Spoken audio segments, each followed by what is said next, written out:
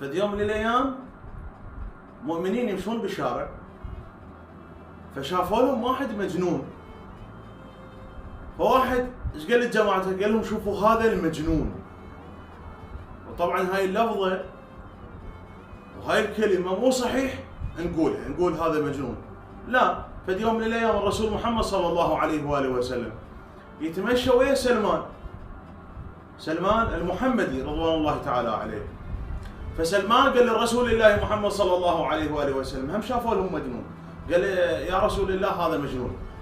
قال له لا يا سلمان لا تقل هذا مجنون. لا شو اقول يا رسول الله؟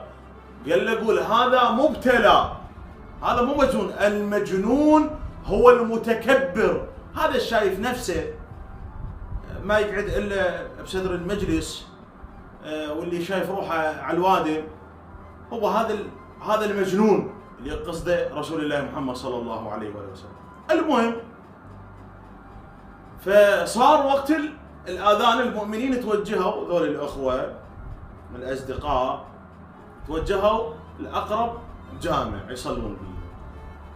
فيقول بهالأثناء سمعوا صوت بالحمامات، رجل يتوضأ ويقرأ آيات وأذكار وأدعية.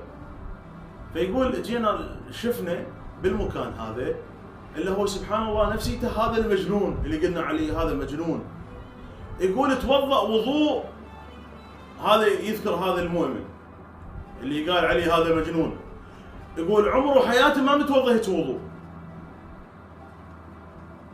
يقول خلص وضوءه اجى دخل الجامع يصلي، يقول ختنا من يمه، يقول صلى صلاة احنا عمرنا وحياتنا ما مصليها.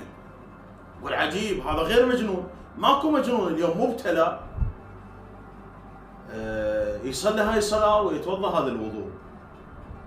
فيقول خلينا يخلص الصلاة وجينا وقفنا على راسه، قلنا له تعال انت شنو فيلمك؟ شنو قضيتك انت؟ شو برا وضعك يختلف، جو من اجيت توضيت وتوجهت للصلاة وضعك هم كذلك اختلف. فقال لهم اني كنت ولي من اولياء الله، وكنت يوميا التقي بصاحب الزمان، روحي وارواح العالمين اللي ترى بمقدمه الفداء، انا يوميا التقي بصاحب الزمان. لا شنو اللي صار؟ طبعا هذا يبكي. قال اللي صار في اليوم اليوم انا دخلت للسوق لاقتني بنيه جميله جدا حلوه. يقول من باوعت عليها انا هاي البنيه الحلوه، صارت النظره مالتي الها بشهوه، انغريت بجمالها. يقول بشهوه، يقول شويه تمعنت اما فاتنها وجمالها. المهم يقول انسحبت، رحت انا رجعت للبيت نمت بالمنام. يقول اجوا اثنين قيدوني، قلت لهم وين ماخذيني انتم؟ قالوا ماخذينك الصاحب الزمان، ماخذينك الصاحب الامر عليه السلام. يقول من وصلت؟ يقول بس انا خايف لانه شنو مسوي ذنب.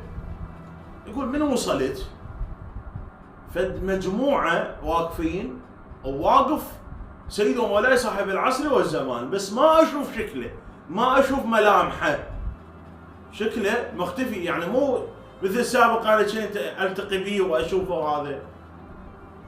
اي يقول فالامام روحي فداه قال من نظر الى الحرام حرم من نظرة الحلال والجمال.